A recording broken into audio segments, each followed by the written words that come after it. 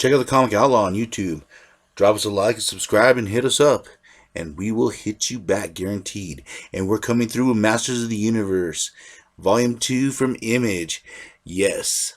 And this set has been exciting so far. The villains are winning, y'all. And just so I'm going to let you know right now, all the little tidbits of art, because I love the art. I love He-Man. I grew up with it as a kid. I'm throwing it all in. So look at this wonderful picture right here of Teela and the Sorceress. Wow. I mean, I love this art. This is cool. Kudos to the artist. My compliments to the chef, if you know what I'm saying right there. But anyways, we're starting this off with Evil Lyn and Triclops building some sort of device. And Evil Lyn using her magic, cutting off the Sorceress, cutting her off from He-Man. And their plan is about to be hatched. Skeletor just needs to bring the elixir so they could cross over to Grayskull. They could cross the barrier and take the power of the elders for themselves. Or mostly just for Skeletor, you know. Because that's the way Skeletor works, you know. But anyways, Skeletor comes down in these really cool griffins. I gotta love Eternia. And basically, Skeletor gets everything going. Evil Lyn's using her magic to kind of keep the Sorceress at bay. She's cutting her off from Grayskull, and she's cutting her off from He-Man, more importantly. She does not know, though, that she got a last-minute message out to He-Man. And then Skeletor begins to prep, and he begins to hatch his evil plan. And they kind of realize that there's been some mumbling. They ended up dropping the life force that they needed in order to charge the elixir, because, you know, Beastman's Beastman. So what he decides is to take a little bit of life force from Beastman, and just with Skeletor's evil magic, he just sucks out the power. And you gotta love Skeletor. He's a great manager. You know, he knows how to fix things. He knows how to fix problems, and most of all, he knows which henchmen to get rid of and when not to get rid of. And of course, he punishes Triclops a little bit. It takes a little energy from him, and Skeletor gets the device ready. You gotta admire the big bad bone daddy, Skeletor. But anyways, he gives Triclops the elixir. He tells him to get it all set. The portal's about to open, and the Sorceress is waiting for He-Man. But will he show up? Or will Skeletor be able to get away with his evil plot? Well, coming in on the Wind Riders is Man-at-Arms, Teela, and of course Ram Man, as well as He-Man and Battle Cat.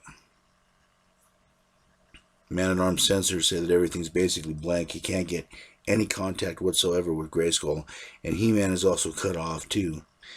But he sees something is wrong as they take a look at Grayskull, and it's kind of in a bubble right now. As the Sorceress basically protecting Grayskull from the forces of Skeletor and Evil Lyn's magic. And Grayskull is under siege. And of course, they shout out the Masters. Skeletor's impossible. And I just love how Skeletor's like, dispatch everyone, quickly.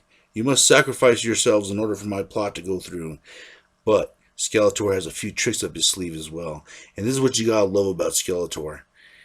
Boom, with a wave of his wand, he makes two giant rock monsters. And of course, Man-at-Arms and the group have to take evasive action. This hasn't been a good day for the Masters, as you probably could tell.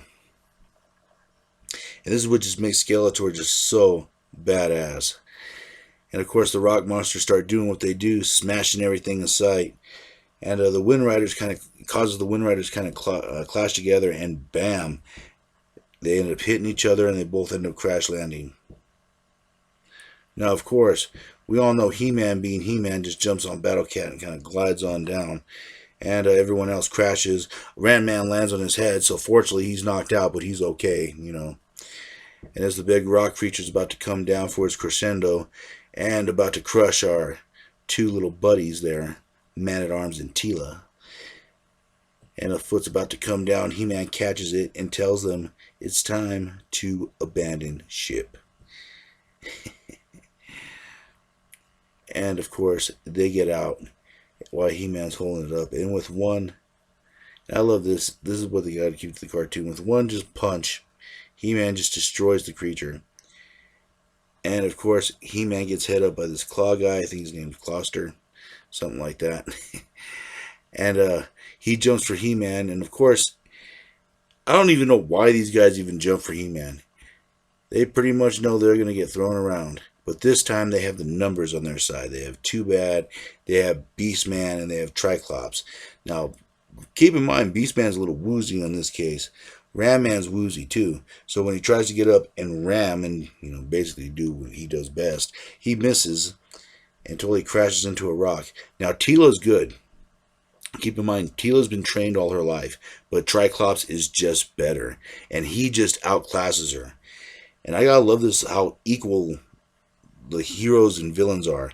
It's not one-sided, and I've always believed it was this way. And of course, Too Bad is about to bring the hammer down on Ram Man, but of course he gets saved by He-Man, who just slugs Too Bad right out of the like right out of Eternia. He just beats the brakes off of him with one hit. And of course, Man-at-Arms is ready for his rematch with Beastman from earlier. He stands ready, and Beastman just passes right out. He has no more fight in him. And Man-at-Arms alone realizes that it's time that he takes out the device. And he figures out how to work it, and more importantly, how to disable it. And Skeletor says that he will not be denied. He will not be denied this time, and slams his staff and activates the machine. Now, He-Man throws his sword in order to stop Skeletor, but unfortunately, he is too late. And the beam goes off. There's a crackle of energy. It fills the void, and then boom. Triclops is worried because with the additional magic and the interference, it doesn't open up a portal to Grayskull. It could have been anywhere. Man-at-Arms is lost. Now, you gotta love Skeletor. You gotta love the big bad Bone Daddy. And just to add insult to injury, to just pour some salt in the wound for their insolence and messing with Skeletor's plans, he destroys the device so Teela could wallow in her misery. And he flies off. You got to give it to Skeletor. And of course, Teela is pissed off. She's firing every beam she can, yelling, but she's in shock, as are the rest of the Masters, for they've lost one of their own, Man-at-Arms, and no one knows how to find him. How will they get out of this situation? Will they be able to find Man-at-Arms? Where did he go to? Is he lost forever?